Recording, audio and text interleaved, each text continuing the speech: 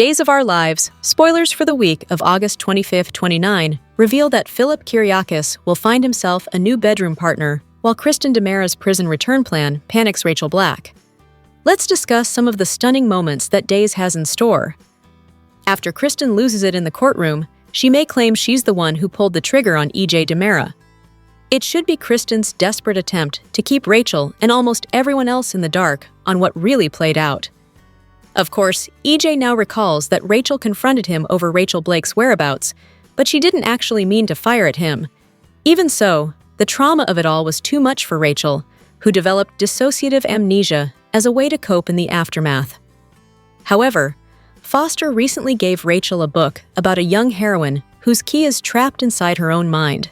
Will something in that book help Rachel unlock the memory she's buried? Regardless, Rachel may freak out when she gets updates on Kristen's confession and her plan to head back to prison. Days spoilers say this won't make any sense to Rachel since Kristen swore she wasn't at fault for EJ's ordeal. At some point, Rachel may face a memory flood and realize she's to blame for almost wiping EJ out permanently. Will Rachel come forward with the whole story and work to clear Kristen's name? Speaking of cleared names, Johnny DiMera will have a lot to celebrate once he's officially done with all this legal drama. Dual spoilers indicate that Johnny and Chanel Dupree DiMera will breathe a sigh of relief, but a fresh scandal is ahead for this couple soon. While Steve Johnson's Titan DiMera investigation heats up, Stephanie Johnson will face some new challenges now that she's agreed to help with the company's PR in case of disaster. As for Gabby Hernandez, Days spoilers say she may go overboard in her attempt to score information. Gabby may surprise even herself by her willingness to hit the sheets with Phlilip, who'll wake up in bed next to her. Although Gabby will try to focus on her career goals, she may mix a little business with pleasure. Gabby and Phlilip seem poised to let passion erupt on more than one occasion, so we'll bring you news on any messes that result. Days of Our Lives spoilers say the week of August 25 to 29 will bring some excitement as several storylines get even hotter. Days of Our Lives spoilers for Thursday, August 21st, reveal that the jury will reach a verdict while Rachel Black gets a distraction. Kristen DiMera will also make a final plea to EJ DiMera, so let's talk about what's coming up on Days. Now that Kristen knows Rachel was EJ's shooter, she's desperate to keep this shocker under wraps. However, EJ isn't willing to sacrifice his son for Kristen's daughter, so he feels like he has no choice but to clear Johnny DiMera's name. Unless Kristen can come up with an alternative that'll guarantee Johnny's freedom, EJ plans to move forward with telling the truth. Of course, Kristen will keep trying to silence EJ on Thursday's Duel episode. Days spoilers say Kristen will beg for more time to figure all this out, but EJ may insist time's up once the jury has reached a verdict. Leo Stark is serving as the jury foreman, so he'll help Adam and all the other jurors reach an agreement about Johnny's fate. It won't be long until everyone's summoned back to the courtroom so the verdict can be read. Marlena Evans believes Rachel is suffering from dissociative amnesia, and that her brain's essentially protecting her from the knowledge of what she did. Since Marlena knows all of this has to be handled delicately, she'll offer up a distraction on Thursday's Days show. Marlena will work to get Rachel's mind off her concerns about Johnny and whether he might land behind bars. Although EJ will intend on coming forward with the latest Rachel updates, Kristen will have other plans. It looks like Kristen may eventually realize the only solution is to claim she's EJ's shooter instead, so she may make that false confession before the week's over. Until then, Brady Black will console Tate Black over not being able to see his baby, but Tate doesn't realize he's already met him since he held Tesoro recently. Sarah Horton Kyriakis will also push Sophia Choi to give Tate news on the real baby situation, but she'll insist on sticking to the bogus story. Days of Our Lives spoilers say Sophia will keep causing more trouble for herself, so she'll add to her deception and hope for the best. As Stephanie works out the logistics of a scene for her murder mystery book, she holds out a finger gun and playfully shoots Alex as he enters the living room. He preferred the research of her romance novel and scoops her up in his arms. Their makeout session hits pause, so Alex can ask for her help with Titan DiMera PR should details on the Phlilip scandal come out. He knows it's a huge ask and understands if she doesn't want to. She reluctantly agrees to do it, but not for Xander, for him. With that settled, Alex fills Stephanie in on the frat boy prank that led to his police record, which her father dug up. Amused, Stephanie teases she'll work that into her next story. Later, she entices Alex by wearing a toga. She returns down the hall and tosses the sheet back at him. Gabby comes to Steve's office, worried that her Tate and Demera bosses are freaking out over the Freedom of Information Act he filed. Steve thinks it's a good thing, because all the paperwork he received checks out. So if they're freaking out, that means they're hiding something. Belle and Phlilip run into each other in the square and talk about Johnny's case. Belle hopes she didn't do too good a job and that he'll be found not guilty. Phlilip heard about what EJ did to her in court and feigns sympathy for their breakup, which Belle sees right through.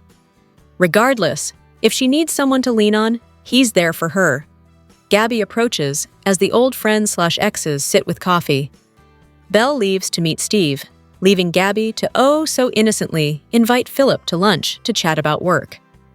Leery of her motives, Phlilip asks if she's the one trying to blow up the Titan-Dimera merger. Gabby swears on her daughter's life that she didn't file the FOIA request. Phlilip believes her, for now, and agrees to lunch minus any shop talk. In Steve's office, Belle notes it's the first time she's been to Black Patch since her father died. She studies a desk photo of Steve and John and wipes away tears as Steve recalls their first case together. As for why he called her there, Steve asks if she knows anything about Phlilip doing something squirrely with the family business. Belle is sorry, but she can't help, invoking attorney-client privilege. After she leaves, Steve calls Paul to see if the ISA can get the original court records from the court case where Phlilip ended up with half of Titan. After a replay of EJ's revelation that Rachel shot him, EJ drops to his desk chair, stunned. Marlena sends Rachel out of the room, realizing EJ remembered. She didn't know for sure Rachel was the culprit, but she suspected. EJ rants about Rachel letting Johnny take the fall for her crime. Marlena counters that Rachel has dissociative amnesia and doesn't remember shooting him. They have to be careful about how this comes out so as not to cause irreparable damage. Calming down, EJ pours himself a drink. He knows Rachel didn't mean to pull the trigger. She just wanted to know where her grandma was, so he only has himself to blame. After Kristen consoles Rachel, she joins them wondering what's going on. EJ gently tells his sister that Rachel is his shooter. An incensed Kristen refuses to believe it until EJ calmly takes her through the night's events. Marlena interjects that this explains the nightmares and the upset stomach. As Kristen's anger turns to anguish, EJ says he can't sacrifice his son for her daughter. Alone with EJ, Kristen tearfully begs her brother not to go to the police. EJ obviously doesn't want to turn her in, but his son's freedom is on the line. EJ loves Rachel, but he will not let his son go down for something she did. Unless Kristen can come up with another way to free his son, he will have no other choice but to reveal the truth. But will he? Suzanne Rogers proudly stepped on the Days of Our Lives soundstage 52 years ago this week, and Salem has never looked the same since. Maggie Horton is an icon in the daytime television landscape, loyal, family-oriented, strong, stubborn, and full of grace. Portraying the same character for over 5 decades speaks volumes about Rogers' talent because she has a hidden secret to her soap opera success. She admits to Soaps.com that she is still nervous when she arrives on set each day. The nerves give me a sense of, okay, I don't know what's going to happen. I'm always on my toes because I think you need to be nervous, Rogers explains. You need to have that energy, the energy from the nerves. It fuels me, yes. Absolutely. Rogers is ready to go any day she's on set, but there was one recent storyline that fired her up. Well, the one with Constantine. That's the one that I felt didn't serve the character, she reveals. It was hard for me to come into work and to pretend that I was attracted to this man, or maybe falling in love with him. Rogers believed it was too soon for Maggie to be embarking on a new romance because she just lost the love of her life after the death of Victor. She continues, "Now you're bringing this character in who is a little aggressive, and I felt he was too aggressive. And Maggie is no withering violet." Rogers divulges that she wasn't thrilled about the character at all because I love Victor. and all of a sudden, Constantine was trying to take Victor's place. Her dedication to Maggie and her storyline is tried and true, and that's why Rogers kept fighting the writers about the path they were paving for Maggie. I kept saying with the scripts, wait a minute, wait a minute, wait a minute. She just lost the love of her life. And they said, you know, this is the script. Do the script. So yes, it was hard. She reflects. Days of Our Lives fans have Xander to thank for getting Constantine out of Maggie's life for good. And Rogers gave us the final hilarious word on Constantine. He kept bringing her gifts, and then she found out a lot of them were from bargain basement sales and whatever. Honey, Maggie's not bargain basement. No way, honey. Nope. Days of Our Lives spoilers for Wednesday, August 20th hint at some bombshells on the horizon in Salem. Two characters talk about next steps, while someone gets an update on an investigation, and two exes bond. What's set to go down on Wednesday? Time to find out. Days of Our Lives. Spoilers for Wednesday, August 20th. Note that E.J. DiMera and Marlena Evans will talk about next steps. Now that they know Rachel Black is E.J.'s shooter, it's all hands on deck to help clear Johnny DiMera's name. In other news, Kristen DiMera won't be able to ignore the facts, but that still doesn't mean she won't be utterly shaken when she realizes what her daughter has done. Across town, Steve Johnson will provide Gabby Hernandez with an update on his case. Gabby is secretly investigating the Titan-DiMera merger, so will Steve offer something substantial when he gives Gabby the rundown of what he's found? Speaking of Titan-DiMera, as per Xander Kyriakis' instructions, Alex Kyriakis will try to hire Stephanie Johnson. But will she agree or want to work at the company? Finally, Days of Our Lives spoilers for Wednesday note that Phlilip Kyriakis and Belle Black will bond. She'll likely tell him all about EJ's betrayal and how they broke up, as Phlilip will tell his ex that she deserves better. These two have quite a romantic history and have broken up and gotten back together multiple times over the years. As such, could these two drift into each other's orbit? Belle's relationship with Sean Douglas Brady has always been the reason she and Phlilip couldn't make it work, so could they decide to give things one more shot, considering she's no longer with Sean? What are you looking forward to most during Wednesday's show? Comment below. Watch your favorite Peacock soap daily and check out SOS often for the best Days of Our Lives spoilers, news, and updates. Days of Our Lives spoilers. For Thursday, August 21st, prove that truth is a rare commodity in Salem. Kristen and Marlena put protecting Rachel over pretty much anything else, while Sarah urges Sophia to come clean about her own lies.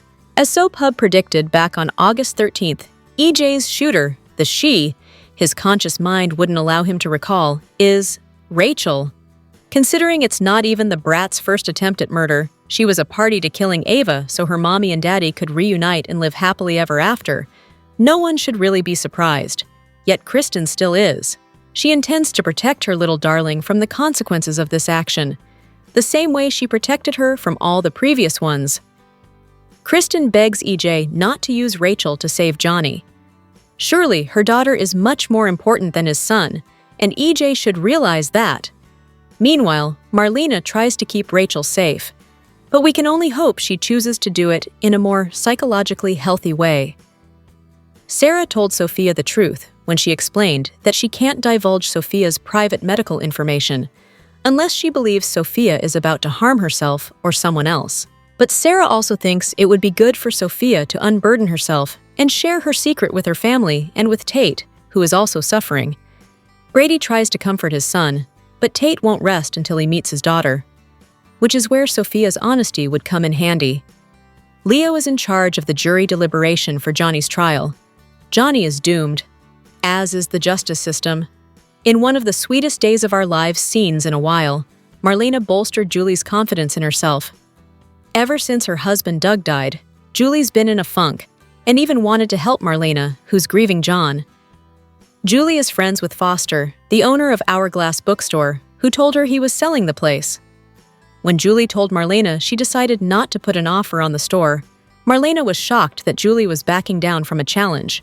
That got Julie's gumption up again, so she offered to buy it from Foster, and the fans are excited at the story potential. On the Day's official Instagram page, a snapshot of Deidre Hall, Susan Seaforth Hayes, and Foster in the bookshop set was posted. It was captioned, "New Stories," or "New Secrets. You tell us." The fans were enthusiastic about this new direction for Julie and the show in general. One fan eagerly commented, "Let's hope for new exciting stories. I loved these scenes so much. The Julie and Marlena scenes made me cry. Beautifully written and acted. Love these ladies. Yay for Julie buying the bookstore." Many agreed that they had tears in their eyes during the Marlena and Julie scenes. Many viewers had romance on their minds, with one responding, "Will Julie and him get together?" Another fan was intrigued by this new character and set writing, "I was interested when Julie first had scenes with Foster in the bookstore, and now even more interested in seeing where this story goes with Marlena brought into it. Wonderful actors." The story potential seems limitless, as one follower suggested. "These are going to be amazing, good scenes. I think there's going to be some secrets in that bookstore having to do with the owner, and Julie is going to uncover it by working there." The fans overwhelmingly embraced the direction for Julie, as evinced by the comment, "Definitely new stories and secrets. Such a great picture. So happy Julie will buy the bookstore. I just love reading books." And one fan hit the nail on the head with why this story is important, writing, "This can be good. I like that they are writing things of substance for the ladies who have become widows." Days of Our Lives. Julie Williams is a fierce protector of her family. However, not all fans see her that way, and some are coming for the legacy character. Julie isn't hiding her hatred for whatever is happening with Chad and Kat. A recent conversation Julie had with Marlena had one day's fan posing an interesting question on Reddit. The Reddit thread asked, "Are you guys tired of Julie being a miserable old crab? Time for the character to switch gears." This opinion got viewers buzzing. "I kind of like that she holds grudges. Sometimes soap characters are way too forgiving. I loved her reaction to finding out Chad was with Kat in the elevator," said one fan. A different fan declared, "Mad Julie is more fun than sad Julie," while another fan shared, "Nope, I love Julie just as she is." Not everyone was Team Julie. "Oh God, yes. All of the Hortons are so self-righteous and judgy, but Julie is the queen," wrote a fan. "I can't stand her. She's awful, and it makes her acting really, really cringy. I miss the old, sweet, caring Julie," shared another fan. Several fans, though, wanted to make it clear that Julie's behavior has nothing to do with the amazing and talented Hayes. Susan Seaforth Hayes is a wonderful actress with great range. She can really play up or down to all the various emotions of the human spirit, read part of one comment. Despite the differences in opinion on Julie's behavior, fans could agree that Julie needs to get a life. Yes, she's still reeling from the loss of Doug, but Julie needs to focus on something besides Chad and his kids. Now that Julie is buying the bookstore, we hope it will lead to a new mystery for her. Giving Julie her own storyline on the Peacock soap would certainly add more depth to the character. And we are here for it. What do you think of Julie? Sound off in the comments below with your 2 cents. Days of Our Lives, spoilers photos for the August 24-25. Tease a verdict thanks to Leo? Now that the trial has come to an end, it's time for the jury to make their verdict. Leo gives his opinion to his fellow jury members. It looks like Leo's roommate Adam has something to say to the jury. Will Adam be on Leo's side, or will the pair butt heads? Here are your Days of Our Lives spoilers for Thursday, August 21st, 2025. Knowing that a child shot him changes everything for EJ. He does not want to see his niece in all this trouble, especially a little girl who is so young. However, he can't allow his own son to go to prison for something he didn't do. It's quite a dilemma, even if Kristen wasn't begging and pleading with him. All Kristen wants is more time to figure out what to do to protect her child. She has to come up with some sort of plan that will ensure that Johnny and Rachel don't end up in life-altering trouble. Rachel didn't mean to shoot EJ. She just didn't realize the damage she could do by waving around that gun. Marlena is more worried about Rachel's emotional and mental state than anything else. While EJ and Kristen bicker downstairs and try to find a solution, Marlena does her best to distract Rachel while the jury deliberates. Unlike trials on other soaps, we get to see the jury in action as Foreman Leo leads the deliberations. Expect to be both amused and entertained. When Brady learns that his little girl is the one who shot EJ, he will be devastated. But first, he has to comfort his devastated son. Tate truly thought reaching out to his baby's alleged adoptive parents would work, but now he realizes he may never get to see his own child. Brady does his best to be a support to Tate, but he doesn't quite know the right words to say. Tate had looked forward to at least holding his baby for a few moments, and now he has nothing. Sophia remains distraught over the entire ordeal and turns to Sarah, the only person besides Melinda who knows what really happened to her baby. Sarah urges Sophia to come clean with Tate and tell him that he has already met his son. His name is Tesoro, and he lives in the Hernandez house. Welcome to the Days of Our Lives Daily YAPP. For a quick, and by that I mean you're already halfway done, recap of the most amazing or what the heck did we just watch moments on today's episode. Let's get to it.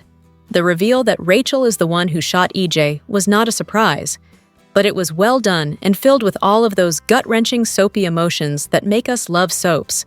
The most heartbreaking moment came when EJ and Marlena gently told Kristen that her daughter shot her brother. While Kristen will forever be a vixen, having Rachel has certainly mellowed her. It's clear she will do anything for her child. Watching her anguish made us see how far Kristen has come since 2020, when Rachel was born. Kristen may have used nefarious methods to become pregnant, but the result of that dirty trick has improved her morals somewhat. Rachel even brought out EJ's humanity as he grappled with the fact that his own niece shot him. After all this, it was only a child desperate to find her grandmother. As Rachel told Uncle EJ she was sorry for breaking the glass paperweight, you could also hear her telling EJ she was sorry for shooting him. Deep down, Rachel knows what she did, and Kristen appears to know what she is going to have to do. For a soap that started the year giving us the worst version of a soap within a soap imaginable, Days of Our Lives redeemed itself with the Who Shot EJ story. Want more details? We got you! Soap Central has the best full duel recaps on the internet. You can even go back over 30 years and read each and every one of them. If you can't wait until the next episode, we have daily spoilers too. And whatever you do this weekend, do not, seriously, do not forget to read the 2 scoops for some laughs in the as close as we can come to being a watching party without actually being a show. And the best part is, if you agree or disagree, we want to know. As always, share your comments below. Days of Our Lives sees EJ DiMera is feeling hopeless about his son Johnny DiMera. But the big question is, has EJ lost Johnny for good, or can he smooth things over? We're going to talk about the only way for EJ to undo the damage he's done and keep his son in his life. We all know EJ has screwed up royally with Johnny this time. You would think EJ was at a low point in his son's eyes when Johnny found out EJ raped Sammy Brady. But now, it feels like Johnny is on the cusp of walking away from EJ once and for all. Not that what EJ did to Chanel Brady was worse than the other stuff he's done, like with Sammy, but it's just one thing after another with EJ. Johnny is finally at his limit of tolerance. He has fired EJ as his defense lawyer over the deep fake video of Chanel making those alleged death threats. Basically, EJ risked putting Chanel behind bars. And that's not the only person Johnny cares about that EJ has risked recently. Those courtroom antics he's been up to have turned Johnny's stomach. Even though he knows EJ's just trying to keep him out of prison, the question is at what cost? Is EJ saving Johnny? For EJ, the answer is any cost. He will pay any cost. He will lose anything to save his son. Not only did EJ force Johnny to confess on the stand that his Aunt Belle Black was involved with EJ, but now Johnny knows it was his EJ who sent the expertly doctored video of Chanel to DA Bell as evidence in the case. And now, it's all backfired on Elvis Jr. Johnny fired his dad as his attorney, and he's representing himself in the last stages of his trial, which, of course, are the most crucial to keep him out of prison. EJ is all torn up about how this is going. It's the last straw. Johnny cannot deal with EJ's awful behavior. What he's done cost Chanel and Johnny a chance to adopt Tate Black and Sophia Choi's baby. Then EJ's first night of sex with Sammy Brady came out to Johnny, even though everybody else already knew it. That left his son hurt and angry towards EJ. Then Johnny refused to sign adoption papers when Chanel had gone all out to convince Sophia to still let them raise her baby. That all led up to Johnny stealing Grandpa Roman Brady's gun and waving it in EJ's face while confronting him. Had it not been for all of that garbage that EJ did, Johnny wouldn't have been there. He would never have touched the gun. He wouldn't be falsely accused of shooting EJ right now. Even after all that happened, Johnny cooled off and let EJ back into his life. That's because he thought Johnny shot him, but EJ was still doing all he could to protect him. That really shocked Johnny.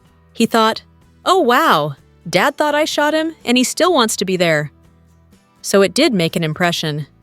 Of course, then Gabby Hernandez told Rafe Hernandez what she heard. He told Jada Hunter, and she arrested Johnny with zero physical evidence against him for the shooting. Then Johnny hired his dad EJ as his defense attorney, which is an oddball move for the shooting victim to represent the accused.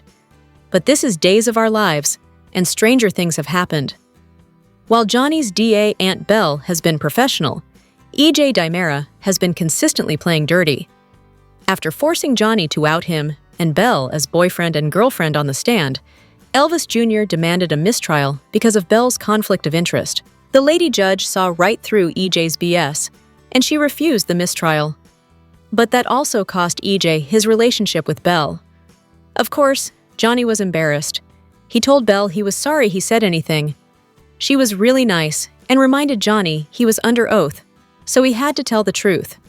It wasn't his fault. It was all on EJ. Then, with Chanel on the stand, Johnny told his dad to go easy on his wife.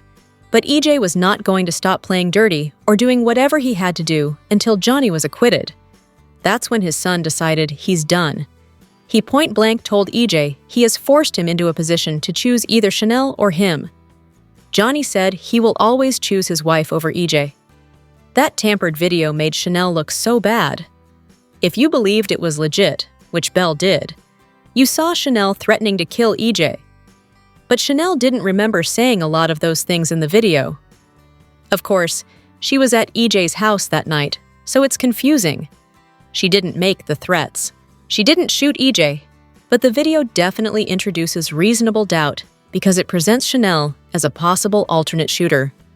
Johnny is also certain that EJ has an insider at the Salem PD, like the technical lab or something. They should have spotted that the video was a deep fake. Instead, they said it was legit. So, the big question, the overarching question, what's next? Has EJ lost Johnny forever? EJ is very worried that he has. He just told Tony Dimera how bad it is between him and Johnny. Right now, EJ has two worries. One, that Johnny's going to go to prison when he didn't shoot him.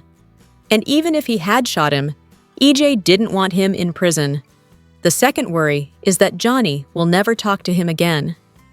Tony advised EJ, "Don't act like our dad, be better, throw yourself on Johnny's mercy." He told EJ to admit that he made a huge mistake and beg for his forgiveness. Then, of course, Belle salted the wound and said EJ deserved all the bad things coming his way. She said he deserved to be completely alone. The real killer is revealed on Tuesday's Days of Our Lives. That's the day you're watching this video. If you watch it when we first put it out. I do believe our leaker was correct. It was little Rachel Black. Depending on when you're reading this, you may have already seen this. EJ should be feeling even worse that he's such a jerk that a kid shot him. Thankfully, not his own kid. I doubt that the reveal of the shooter as Rachel would soften Johnny's stance on his dad, though. It doesn't change what EJ tried to do to Chanel or how EJ hurt his Aunt Belle. It doesn't change how he had already hurt Johnny's mom, Sammy Brady. I wonder if EJ and Johnny's relationship can ever be the same after all of this. We know Kristen Dimera is heading to Statesville prison soon to protect the actual shooter, her daughter Rachel most likely. So what's going to happen by the end of the week? We already know the shooter on Tuesday. Then by Friday, the jury has reached their verdict. The foreperson, Leo Stark, is ready to read off the verdict. That's when EJ is about to cause a ruckus. Kristen bursts into the courtroom and causes a ruckus. It looks like she is going to confess. Even though she didn't do the shooting, her kid did. In the end, Johnny is going to be able to shake off the attempted murder rap and avoid prison time because of Kristen's confession. But Johnny may still refuse to let EJ back into his life. And I wonder if he's right, and maybe he shouldn't. Although I love those dimples, and I feel bad for EJ, the August 19th episode of Days of Our Lives finally answered a dangling question that began in early April when EJ was shot by a mystery assailant. Who pulled the trigger? There were a multitude of suspects, including the victim's sister Kristen, his son Johnny, the mayor, Paulina Price Carver, and former police commissioner and current FBI agent Rafe Hernandez. So, who did the deed? Read on to find out. Court was back in session, and despite Johnny's earlier protests for him to stay away, EJ was sitting in the back of the courtroom. Judge Dabney announced for the record that the defendant, John Roman Brady, had dismissed his attorney and chosen to represent himself. Johnny squirmed a bit in his seat during her announcement, clearly realizing what a big risk he was taking. Belle called Chanel back to the stand for her cross-examination. The judge reminded Chanel she was still under oath from her testimony the day before. Belle's first question was about why Chanel had threatened EJ on the night he was shot. Chanel denied the charge, so Belle asked her how she would explain the video they had all seen. "I don't know how to explain it, but I did not say those words to my father-in-law that you saw me saying in that video. I never threatened EJ DiMera. Period," Chanel insisted. Belle asked if she was insinuating that the video they watched was somehow doctored. Chanel said she wasn't insinuating. That was exactly what happened. Johnny nodded in support. EJ could be seen behind him seething. Belle then recalled Johnny to the stand and was reminded by the judge that he was under oath. Belle began questioning Johnny about what he did for a living before going to work at his current job at Titan. He explained about his directing career for film and television, with Belle asking if he would be considered an expert. He said yes. She asked if, in his expert opinion, did he agree with his wife's assertion that the video they saw was doctored. "I do. That video is a deep fake," he answered while looking at the jury. "And I can prove it," he answered as EJ continued to look annoyed. The judge called for order in the court and instructed the DA to continue. Belle said it was quite the allegation he was making, especially since the Salem Police Department had authenticated the footage. He reminded her that it wouldn't be the first time someone had pulled one over on the Salem PD. Johnny pointed out that his grandfather, Stefano DiMera, made a sport of discrediting the cops in Salem. "Taught his children how to do the same," Johnny added, looking directly at an angry EJ. Once again, the judge asked for order in the court. She instructed Johnny to answer the question and save his editorializing for his next script. Belle asked why the jury should believe him and not think he's simply trying to protect his wife. He said he wouldn't need to protect her if someone wasn't trying to frame her. Belle played the recording again and gave Johnny permission to comment. He pointed out the pixelation of the recording and the shadow facing the wrong direction.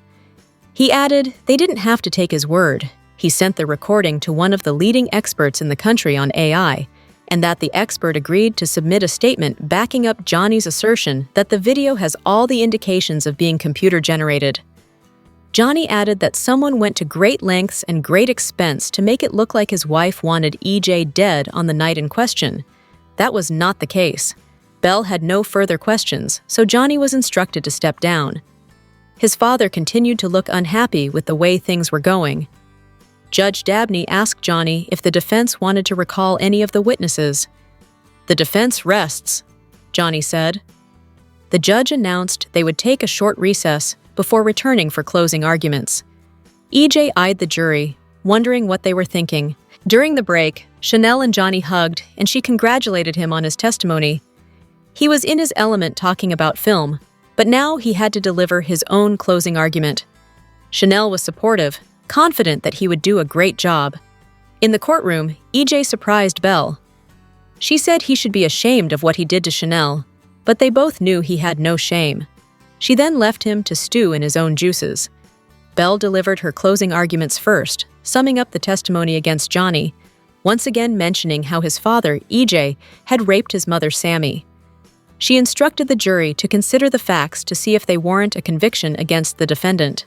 Chanel looked uneasy as both Johnny and EJ glanced at the jury, trying to figure out where they stood. It was Johnny's turn next. He reminded them that he wasn't a lawyer, but that the district attorney still needed to prove beyond a reasonable doubt that he did it, and she couldn't, because he didn't shoot his father. He spoke about all of the other suspects, noting that his father was a hard man to love and an easy one to hate. Johnny regretted that the gun he left behind was then used to shoot his father, but he wasn't the one who did it. "I hope that's enough for you guys to find me not guilty," he concluded. The judge turned the case over to the jury. As Johnny and Chanel moved to leave, EJ berated his son, telling him he proved nothing to the jury, and he should have let EJ continue as his lawyer. Johnny spat back about EJ manipulating the jury to suspect Chanel. "Screw you," Johnny told him. Belle looked over, concerned by what was unfolding. Chanel suggested they leave, so they did. Belle noted that Johnny and Chanel were as disgusted by EJ as she was, and he suggested she not be so smug, considering her own mother suspects Belle was the one who shot him. Belle was gobsmacked by the accusation, as EJ asked if she really was the one who shot him that night. Belle wondered why she would do it. She said it was a ridiculous charge. She would never stoop to violence. She had no reason to. Back then, at least. With that, Belle walked out of the courtroom. Away from court, Rachel was at Foster's bookstore with Marlena. Foster learned about Rachel's love for snakes, so they set about finding her a book on them. Meanwhile, Marlena saw Julie, and the two spoke about their differing opinions regarding Kat Green. Marlena insisted that Kat and Chad were just friends, but Julie reminded Marlena about a friend they both had who used to sing a ballad about how easy it was for friends to turn into lovers. Marlena smiled knowingly. Foster returned to Rachel with a book about Selena, a young female salamander who was destined to become one of the most powerful sorceresses in the world. "So like Harry Potter?" Rachel asked. He felt it was more inspiring because she was a girl. Rachel seemed unimpressed and needed more reasons. He added that she had no idea she and she alone held the key to save her family and the world from the dread of the destructor. Rachel asked where was the key. Foster said if he told her that, it'd be spoiling the ending. Rachel admitted she loved spoilers and wanted to know. He told her that the key was trapped inside Selena's mind. This pleased Rachel. Marlena came over to pay for the book, but Foster said it was on the house. Marlena asked if he was sure, but he said Rachel simply needed to let him know if she liked it. Rachel promised she would, so Marlena prepared to get the young girl back to her mother. Marlena and Julie hugged goodbye, and Rachel waved goodbye to Julie and Foster. After they left, Julie made an offer for the bookstore, and Foster was ecstatic.